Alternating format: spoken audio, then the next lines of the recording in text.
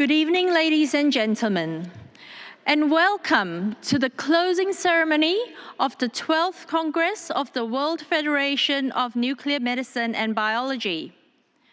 To start off the proceedings for today, I'd like to firstly invite Professor Dale Bailey, who is the co-scientific chair of the World Federation 2018 Congress, as well as the president of the ANZ-SNM, to give his Congress scientific highlight presentation, please. Thank you.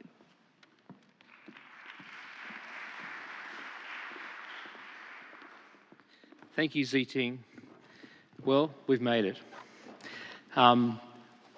This has been a process of 8 to 10 years or more that we've been involved in, and it's come to the culmination at this point in time.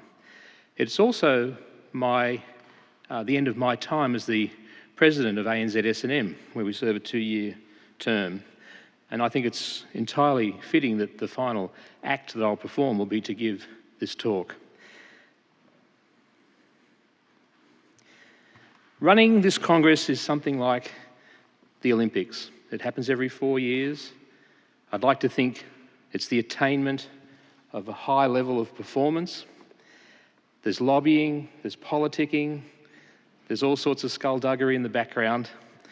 So it's very, very similar and requires the same sort of determination, fortitude, and persistence. I also realised, comparing it to the Olympics, where the World Federation's symbol has come from. It's kind of a mixed up, jumbled, not quite right Olympic symbol, but I think that's really appropriate because it feels very much the same.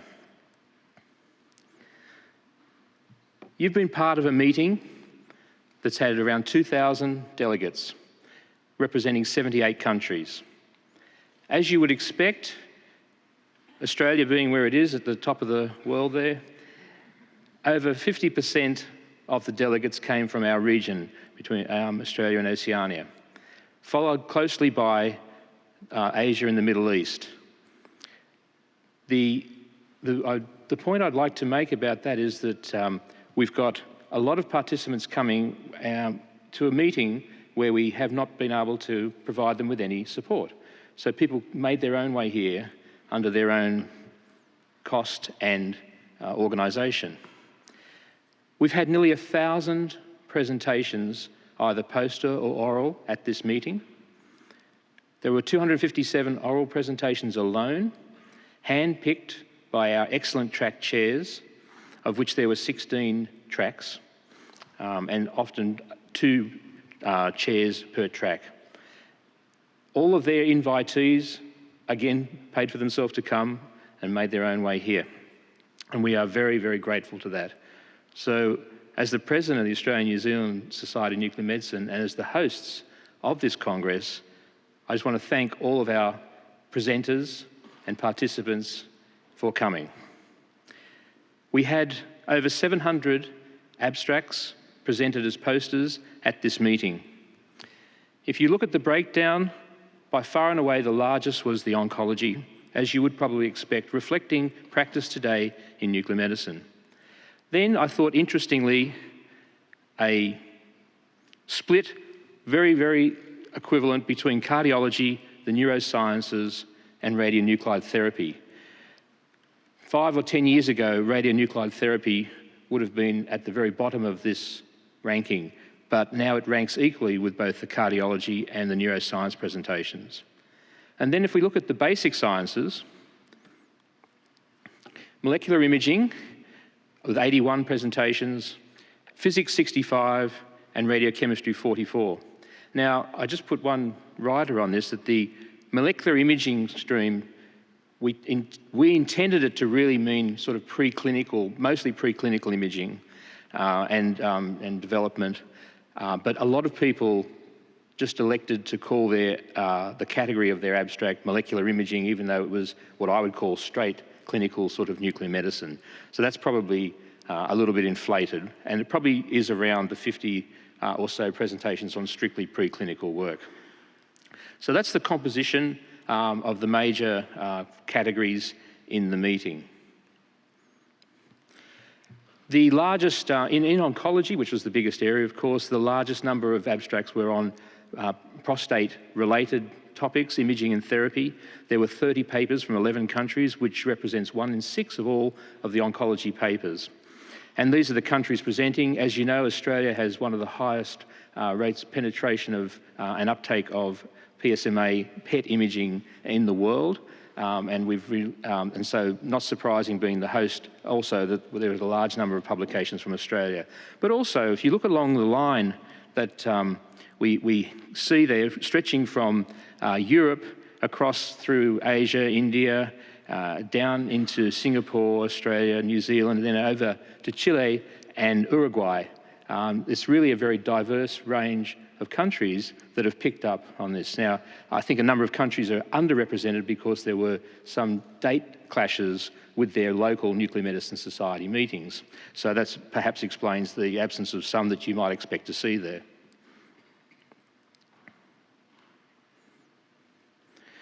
We had some very notable speakers, including 2 Nobel laureates, Brian Schmidt and Peter Doherty, who both gave us different perspectives on the way we would normally expect for a plenary speaker at these meetings. And I think the meeting was enriched by that. Peter in particular was very self-effacing, I thought, and gave a very frank and open, honest view of how science really does work.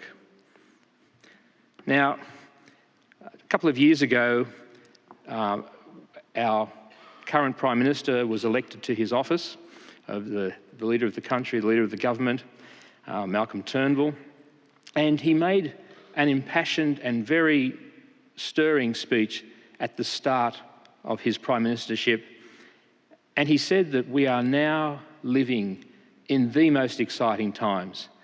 Our Prime Minister is known in his past for being a fairly liberal thinker who takes on challenges such as trying to convert this Commonwealth nation into an independent republic, for example. But he's also very interested in technology. He was the communications minister for a time when we were rolling out a large broadband network across the country. And I think he gets a lot of the technology issues. And this is what he was referring to with social media, with interconnectivity today, with the advances in science and technology, manufacturing. He was seeing that this was a great time to be an Australian, to be alive, and exciting times to be living in. I think he might have got a bit of a shock, however, when he went on his first overseas trip. And I don't think he bargained for it being quite that exciting when he got kicked out of the Oval Office, and because the President had to tweet something to somebody. But I agree with our Prime Minister, and I agree that in nuclear medicine in particular, we are in the most exciting of times. Both Andrew and I have worked in this field for a number of years now, a number of decades now, and I cannot remember a time more vital, more alive, more innovative and creative with ideas. This diagram shows my view of what molecular imaging is today, with the radionuclide tracer at the core, surrounded by all the people and disciplines that I find that I'm interacting with on a very regular basis, from the radionuclide production at one end, whether it be reactor or cyclotron-based, to the MR spectroscopy at the other, to the mathematical modeler, to the people trying to teach me genomics or metabolomics, the dosimetry, which is becoming very important, the radiation physics, the safety, the anatomy, the pharmacology, image processing, and so on. What a rich and diverse field we work in with all this multidisciplinary connectivity that we find ourselves really at the centre of. And I think as a nuclear medicine physicians in training, I think you're selecting a very, very good area which is going to stimulate you for as much as you want to be for the rest of your career. But one of the things to have the appropriate interactions with these groups is that we have to be able to talk their language. And I think Rod Hicks referred to this the other day in his plenary talk as well. So how to capture highlights with nearly 1,000 presentations, a lot of which are prepared on the way into the lecture room. It's not easy. So harder for me even to capture what's said in those meetings. So what I thought I would do with these highlights, because I feel we're in this golden age of nuclear medicine that's just emerging at the moment, I'm going to try and capture what's happened in the past 4 years since the last World Congress and try and put the nuclear medicine spin onto a number of those developments. So this is a mixture of data that's been presented at this meeting as well as what's happening around us, and we find ourselves being drawn into to help develop the field even further. I see the development cycle like this, starting off with a clinical question, and then once a target is chosen, developing the appropriate radiopharmaceuticals. That goes through a testing phase maybe on the bench, followed by small animals, larger animals, maybe primates, and then we get it ready for human use. We've got the development of instrumentation and algorithms to further improve the technology that we use. We then, and in particular, we need to focus on the clinical trials that we need to undertake to evaluate the value and the efficacy of the new developments. And then finally, once we've got something working and we know it works well, that we develop the appropriate clinical applications and the guidelines in conjunction with other colleagues in other disciplines. And we come back to asking, what's the next question? So let me step through this circle and go around and look at some of the things that we saw at this Congress and that are swirling around us in the world in general. There are new radionuclides. Well, of course, they're not really new. Radionuclides have always been there. They're just new to us. We have alpha emitters. We've got new beta emitters, such as copper-67 for therapy. We've got rhenium in way of generators. In brackets, I've got a couple of radionuclides here. P2, which is certainly not new to anybody in nuclear medicine, but it's being rediscovered. In the positrons, things like zirconium-89 are now becoming very widely used for radio labeling, especially with antibodies. And copper-64 is emerging as a very attractive imaging agent because of its long half-life and ability to be distributed. When you think about it, gallium-68 is a really tough radionuclide to use. We've got some fabulous chemistry available now and labeling lots of peptides of gallium-68, but it still pushes the chemists to make batches of 2 or 3 a day of our compounds because of the short half-life. And so I think it's great for prototyping things and working things up, but in the long run, I think we want to move to something that can be distributed more easily from a central location, and so that we can go on to using that gallium-68 generator for other more interesting and novel things. We've got some new radiopharmaceuticals, and there were many, of course, presented at this meeting. Of the PSMA variants, especially with fluorine, start to fulfill that criteria of having a longer life that can be distributed and therefore don't need local manufacture. And I think that's the way that we'll probably all end up going. And I noticed that there was something which is a little bit closer to my heart. I've been asking for 10 years of the chemists, please make a cerebral blood flow agent that I can use without needing O15 and a cyclotron.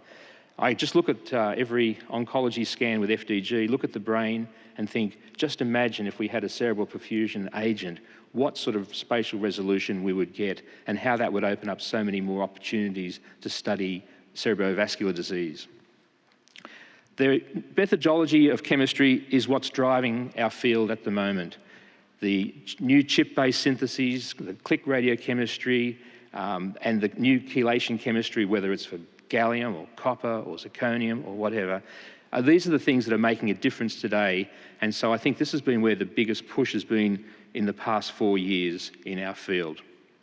As far as the meeting goes, we've seen things like new generators being developed coming from Iran, from India, the use of rhenium-labelled lepiodol in an intraarterial setting for targeted liver therapies.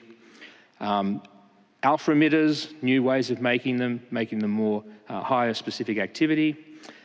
Things like copper-67 actually coming out of a linear accelerator now in Idaho, and we're using that in Australia, shipping it out each week.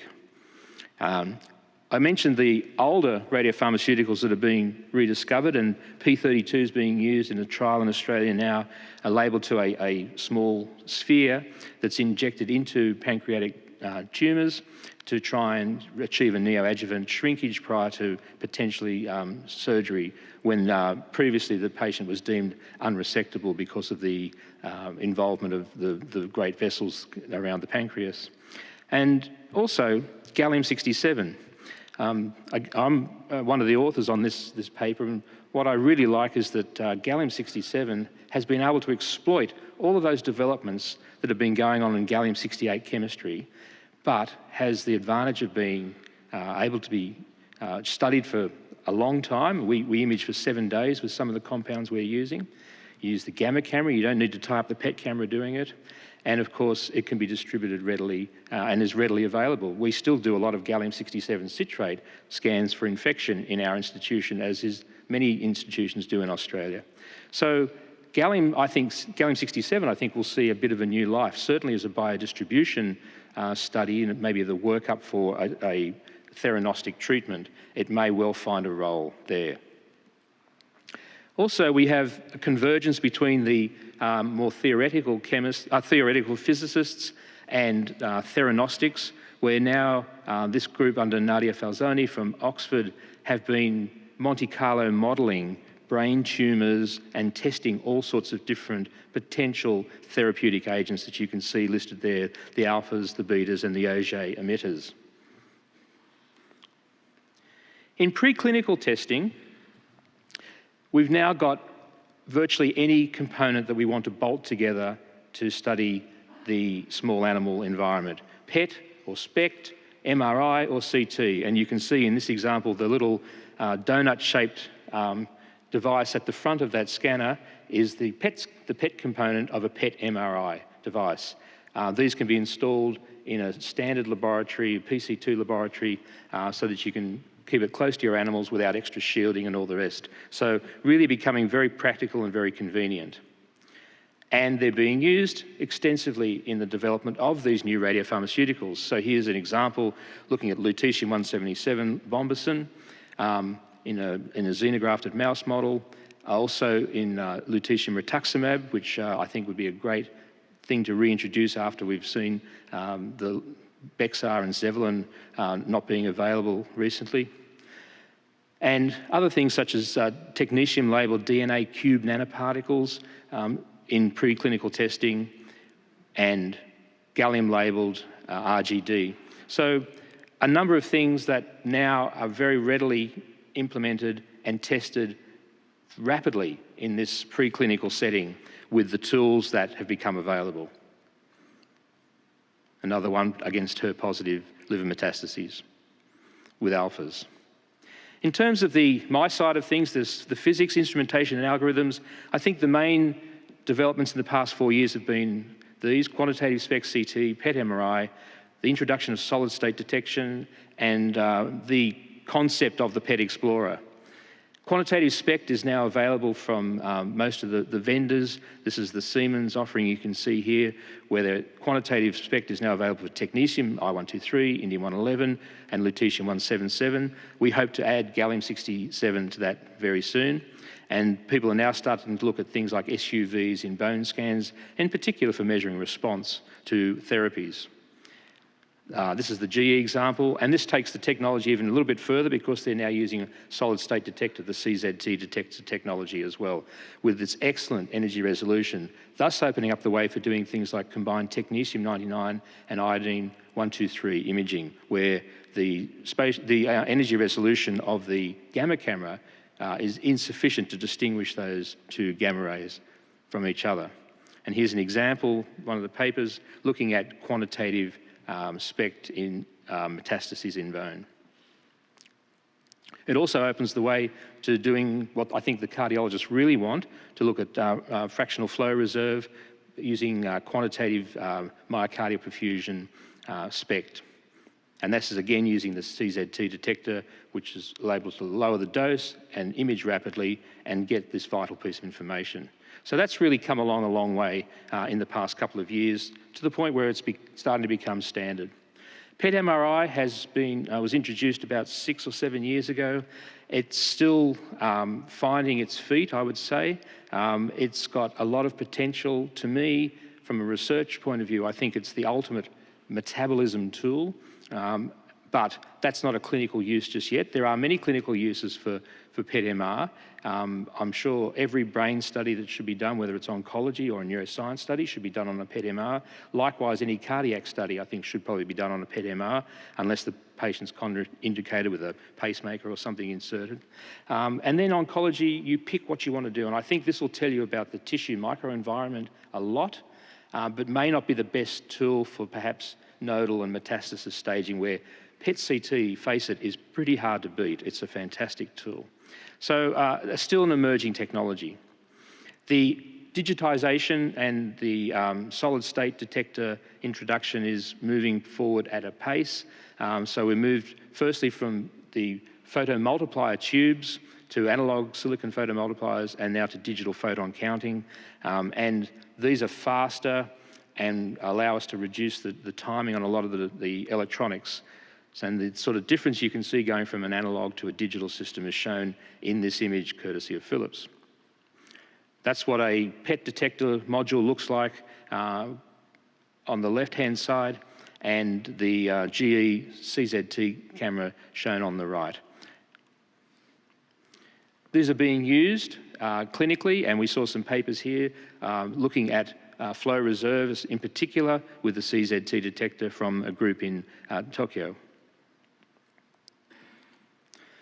The PET Explorer. Here's the futuristic view of the artist, what this device might look like. A nearly 2-metre long PET detector, approximately 40-fold improvement in sensitivity over what we do today. That means you could do your whole body FDG PET scan in 30 seconds.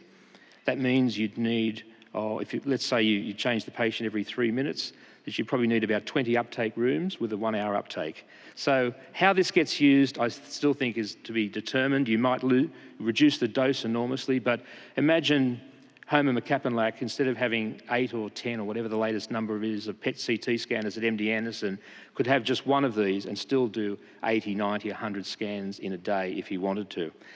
So that's one of the potential uses. Of course, from a research point of view, to be able to reduce the dose by 40 or 50-fold and study patients serially without worrying too much about the extra radiation dose burden would be very attractive as well.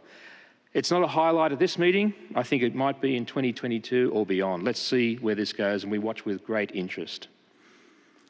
Also, there's been a lot of development in data processing approaches, so-called radiomics. A lot of activity in this space, a lot of computer scientists and engineers getting very excited about unsupervised texture extraction from images. It's still to prove itself, but certainly in the area of big data, this is where we come in and looking at these characteristics in images and then trying to match them with other clinical or genomic information. And this is an emerging area, and we just had a session on it. The last session in the innovation stream was on this topic. There were many, many papers at this conference on this, and you can see some of them shown here from really all around the world.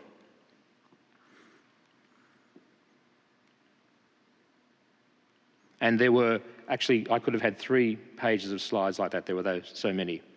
Moving on from the developments in radiopharmacy and the basic sciences and the instrumentation into the clinical trials, an area where we have been woefully neglectful in years.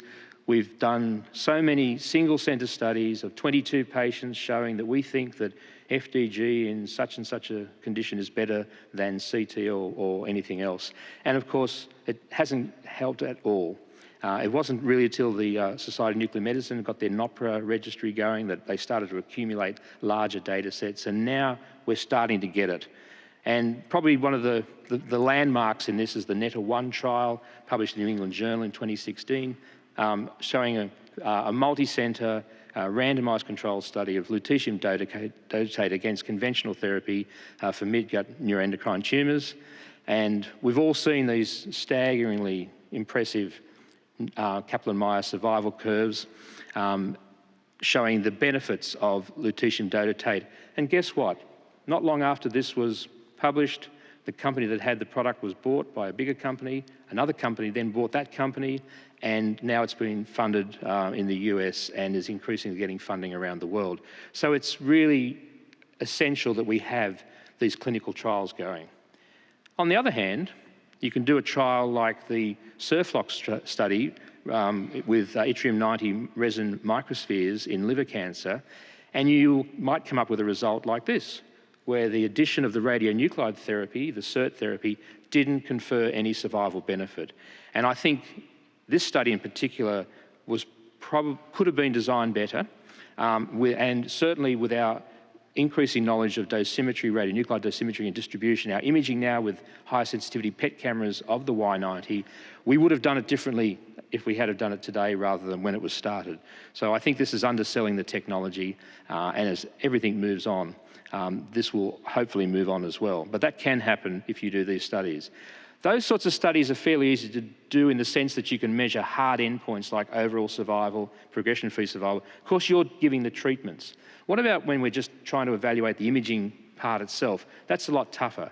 And my colleague Paul Roach led a team of the ARTNet clinical trials group here of the Society of Nuclear Medicine in Australia and New Zealand, and they looked at a management impact study in prostate cancer, which had over 400 subjects where they were assessed pre and post PSMA imaging and by the referrers, and they showed that the change in impact of management was over 50% in all comers and over 62% in those that had a biochemical failure and relapse. So this was now being accepted very rapidly for publication, and we will use these sorts of multi-centre data to argue to our funders that these sorts of imaging studies should be funded. We're also seeing many other clinical trials happening, and they were presented at the meeting in radioiodine, gallium-68, PSMA again, again prostate cancer, and in lymphoma. So this is what we're going to need as we move forward, also in the neurosciences, even in the VQ scan in pregnancy. So we're starting to get it that we need to do these clinical trials in a multi-centre environment to generate appropriate data. Finally, the clinical applications and guidelines. Well, these were the clinical tracks that we had here at the conference, and I've picked out just a few things. I showed you that at the start, but certainly things like images like this were being shown. This is courtesy from Richard Baum, showing a patient who was not being held within control of their disease under lutetium-177 PSMA therapy with increasing PSA and also increasing scan evidence of disease. And then given the tandem treatment of the lutetium plus a small 5 megabecquerel amount of actinium-225 PSMA, and that's the response that was achieved. So these are very early days. People are worried about adverse events, especially salivary gland dose and things, but in the data that Richard presented here at the meeting has shown already that there's no significant hematological toxicity or xerostomia. So this is, again, incredibly encouraging, and alphas are something we've never traditionally worked with in nuclear medicine, but now opens up a whole new area for us to investigate. Of course, out there in the world of medical oncology, the buzz is immunotherapy. I showed you 2 Nobel laureates at the start of the talk. Undoubtedly, I'm showing you a future Nobel laureate here, I'm sure. But we need to see how nuclear medicine can help the understanding of immunotherapy. Rod Hicks showed this slide, and he kindly passed it on to me, showing the response to immunotherapy in metastatic melanoma, which of course was the first major oncological condition studied with immunotherapy, and just showing where FDG PET might fit in. But also the complication of this patient who had their rectal cancer, had metastasis spreading to the spine, successfully treated with Nivo and immunotherapy, but the uptake that you can see in the mediastinum and hilum region is not disease progression, it's actually the immune response. So we're going to have to learn to read with these sorts of caveats as well now. Maybe even imaging the checkpoints themselves, as shown in this study, looking at an anti-PD-L1 inhibitor. And of course, there were presentations here at the conference on immunotherapy and trying to image aspects of that as well, a complicated biochemical pathway. In the neurosciences, Chris Rowe told us about how now, today, you need evidence for both amyloid and tau to establish a diagnosis of Alzheimer's disease. Otherwise, the term Alzheimer's syndrome could be used. And there's really two ways you can get that evidence. You can have a lumbar puncture and try and extract it from the CSF, or you can have a PET scan. And here's an amyloid normal PET scan on the left and an abnormal scan on the right. And this is now going to be matched with tau imaging agents. And we saw many tau agents being presented here. The attraction now to pushing this, and this is what will really drive this area, is that there are potential treatments available. And this is what this paper from Nature in 2016 is showing, that increasing dose and decreases the amyloid. You can actually reverse the amount of amyloid in the brain. And so the Melbourne group presented this poster on refining the natural history of beta amyloid deposition in sporadic Alzheimer's. Again, large trial, 624 participants in their big cohort. And tau was probably rated second in the number of abstracts presented after prostate. You can see a number of them here that I'm showing, and there were many more that I didn't include. Again, from many different centres around the world, reflecting the global translation nature of this meeting. Not only is amyloid in the brain of interest, but amyloid in the heart is of interest, and interesting to see carbon-11 PIB has been used to assess cardiac amyloidosis as well. Other agents are being developed for looking at Alzheimer's disease, not just the ones that we're familiar with, and they were presented here also. In infection and inflammation, a bit of an emerging area, I think, for nuclear medicine. We saw diverse areas from, say, tracking Zika virus, disease pathology with PET. The reintroduction again, I guess, of gallium citrate, but not gallium-67, gallium-68 citrate for PET-CT imaging in infections, something we've played a little bit with at our hospital as well. And also looking at inflammation, here looking at temporal arteritis associated with giant cell arteritis of the aorta, and tuberculosis, coming from a new agent, technetium labelled, coming from Indonesia.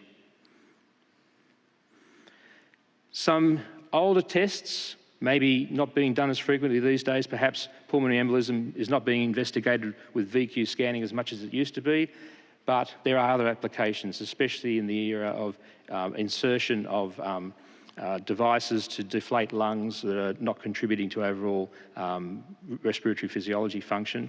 So quantification of the lobes of the lungs using VQ SPECT is becoming increasingly popular. We do some of that ourselves, and I know many other centres do. Also, even the simple Sestamibi scan is still something that we are developing, looking at stress only, of course. With the new techniques, the new instrumentation, attenuation corrections, scatter corrections are always improving, and quantification. So you're looking at other new agents in thyroid carcinoma with the problem of a negative I131 whole body scan but a elevated thyroglobulin, and VEGF labelled compounds for evaluation of brain tumours. So even SPECT is undergoing these developments as well.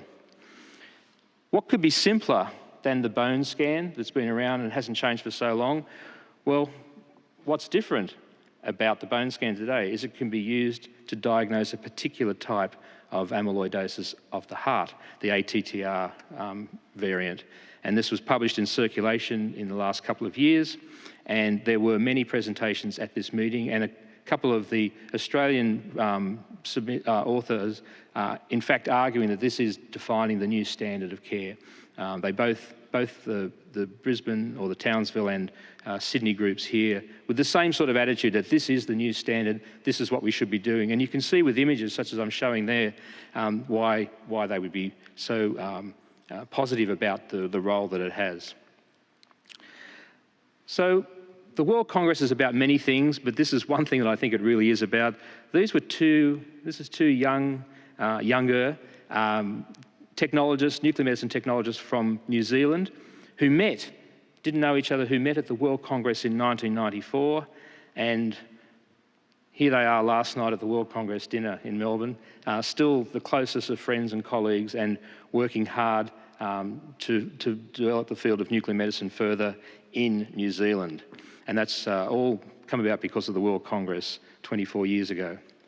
In compiling these highlights, I'd like to thank the listed track chairs here who I approached for their thoughts on what's been moving forward most in their field in the past couple of years, and they all contributed freely, so I thank them for that. As the President of the Australian New Zealand Society and the host of this meeting, I'd like to issue a welcome to all of you. You've proven now that you can come to Australia. It's not too far away. This is not the equivalent of Mars. You know, you can get back within a day or so. So please join us in Adelaide next year for our annual scientific meeting. It won't be as big as this, but I can tell you it'll be just as lively. And there's a pre-conference meeting in the wine-growing regions for which South Australia is famous on the morning of the first day of the meeting, which I encourage you to participate in as well. And now, a world premiere. Our local society has been working more closely with our nuclear provider, ANSTO, one of the major sponsors of this meeting, for a number of years now, and in a number of areas, especially in the logistics side, and we've decided to get together to make a small video summing up where we think Australian nuclear medicine is today.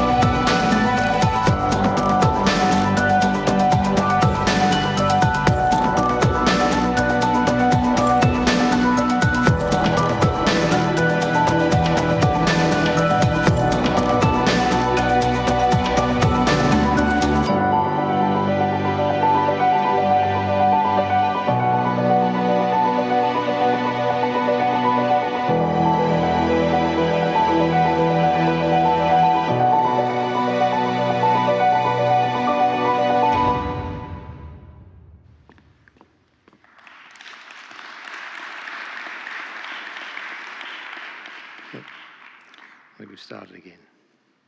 So with that, they're the highlights as I've seen it for the past 4 years. I look forward to seeing you all again, if not in Adelaide next year, at least at the next World Congress in Japan in 2022. Have a good evening and a good, safe trip back to your home countries. Thank you.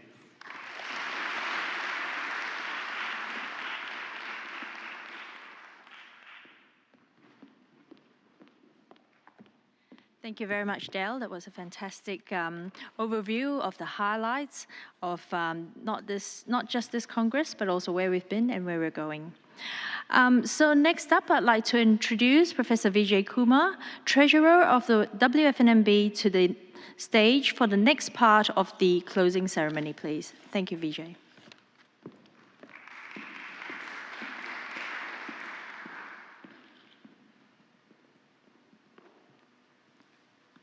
Thanks, Ziting.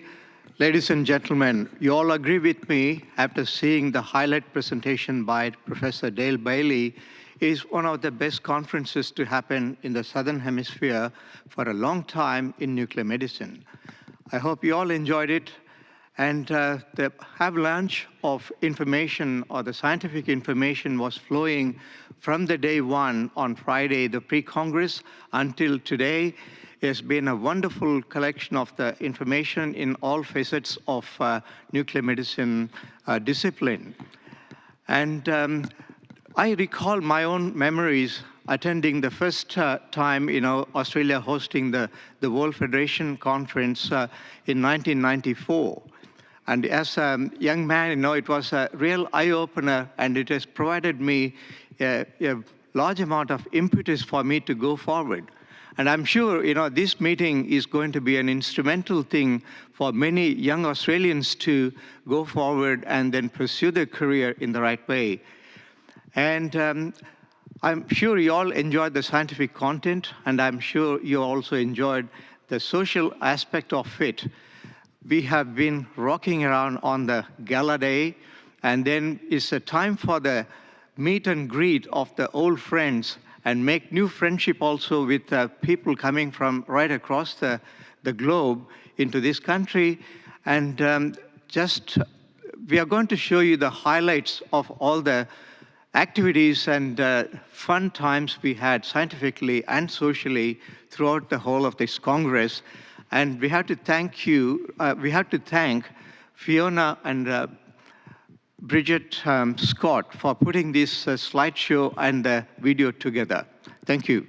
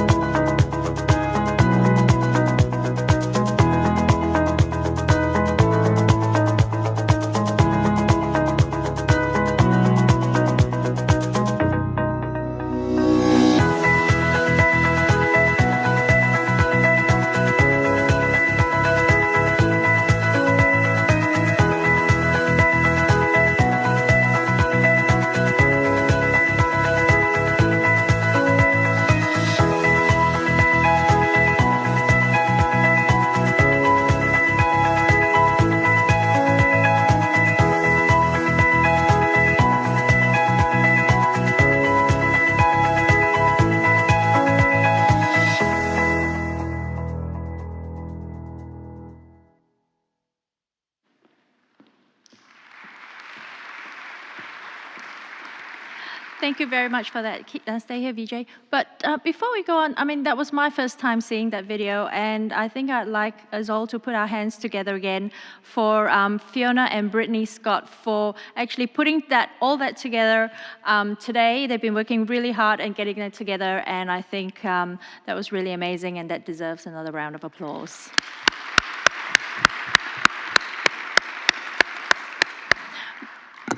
Moving on, but don't go anywhere, Vijay.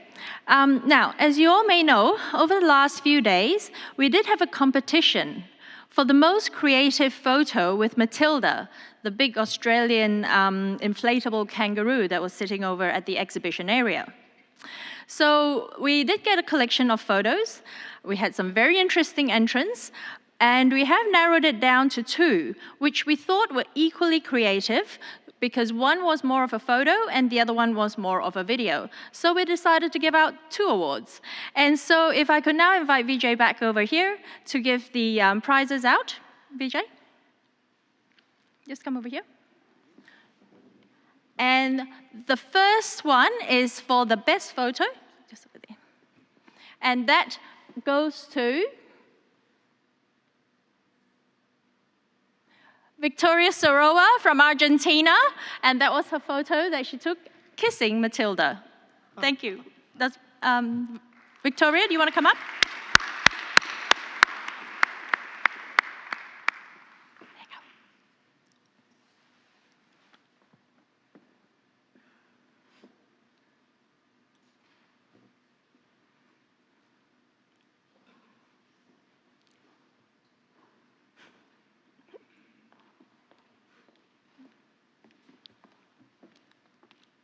Congratulations. Yes, I get to go.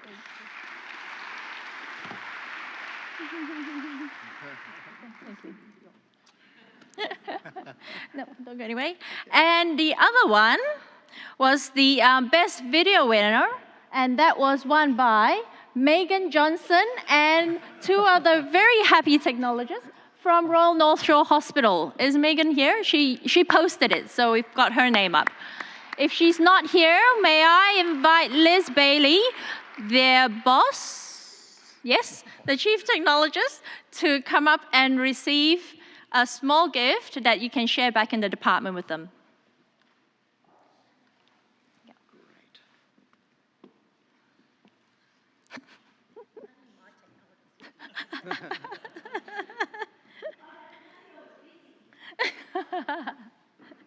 Well, they were very happy. Lizzie, congratulations. Thank If you. you have trouble, I can help you. Oh, okay. Should I take it back to the... Well, I push it myself. Thanks. Thank you, Vijay. Thank you for that.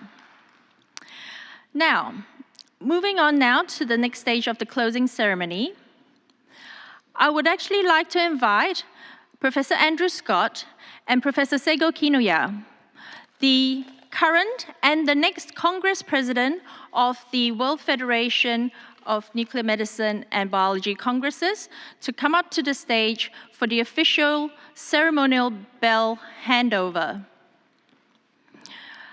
They will both come to either side of the bell, and we will invite Sego to actually ring the bell 13 times to signify the official handover of the bell in anticipation of the 13th Congress of the World Federation of Nuclear Medicine and Biology, which will be held in Kyoto in 2022.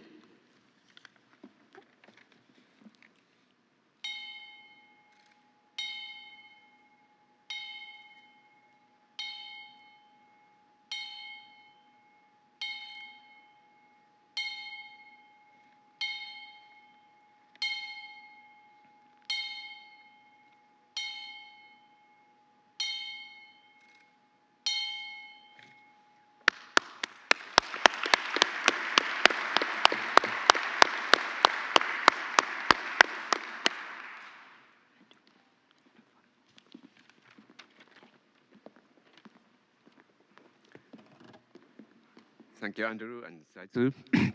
Ladies and gentlemen, first of all, as the next Congress chair and on behalf of all of the delegates from the world, I would like to sincerely congratulate on the great success of the 12th World Congress.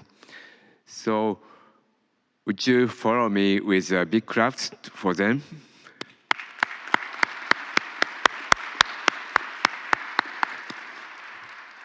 I also would like to thank for this opportunity to introduce 13th Congress in Kyoto.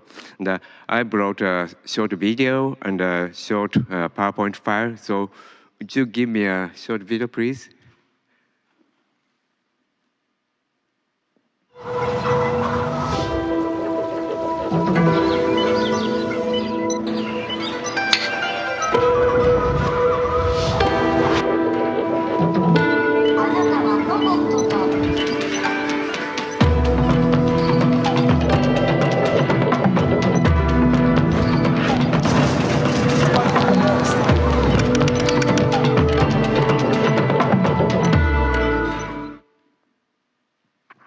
Perhaps I don't need anything to say after this video, but I have this PowerPoint. So perhaps you know Kyoto is one of the best places for tourists all over the world. And then we have a lot to see, and even you can see these beautiful micro ladies in that Kyoto town. Next, please. And then we are planning to invite you to the hands-on events such as tea ceremony and calligraphy and kimono dressing or flower arrangement. And even you can enjoy kendo. Kendo is a kind of Japanese fencing. And in order to know the, let's say, samurai spirits. So next, please. And then, of course, one of the major reasons to visit Japan is enjoy the Japanese fine cuisines. However, next please, many of you rather want to have ramens. And we Japanese don't know how many types of this kind of, let's say, junk food exists in Japan. So probably 5-day Congress is not long enough for you to enjoy all of the type of ramen. So you'll be the frequent customers to ramen restaurants after the Congress. Next, please. Kanazawa City. Kanazawa is my place. And Kanazawa is a city of samurai. This is true. And then we have this ancient castles. And then we do not have beautiful micro ladies in Kanazawa. However, instead, you can see samurai in the town, and even ninjas are waiting around the corner of the streets. Do you believe me?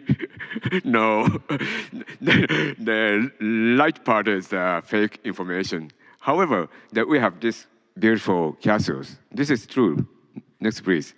And then another truth of Kanazawa is that the Kanazawa should be one of the best places to enjoy these kind of fine sushis. So I think there are many sushi eaters here.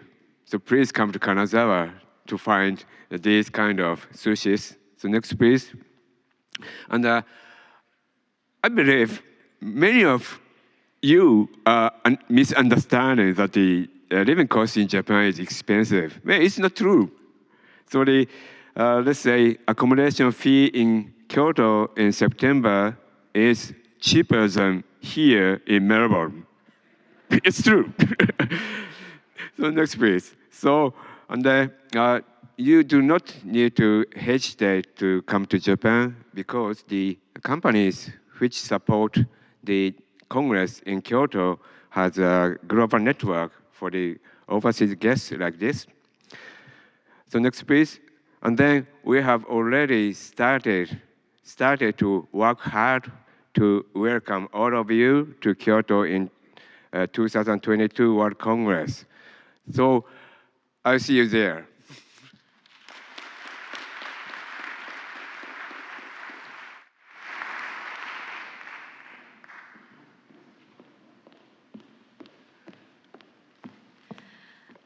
Thank you very much for that, Seigo. We all look forward to coming to Japan and eating all that wonderful food. So last but not least, I'd like to invite Professor Scott back onto the stage to officially close the Congress. Thank you.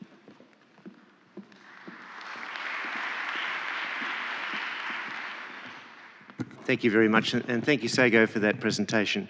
Although I must say that slide that had, Japanese writing followed by figures, I had no idea what the figures were actually for. They could have been anything. But I've been to Kanazawa and to Kyoto. The hospitality is fantastic. The food is absolutely terrific, as you indicated, and I'm sure we'll have a very good time. So we all look forward to joining you in 2022.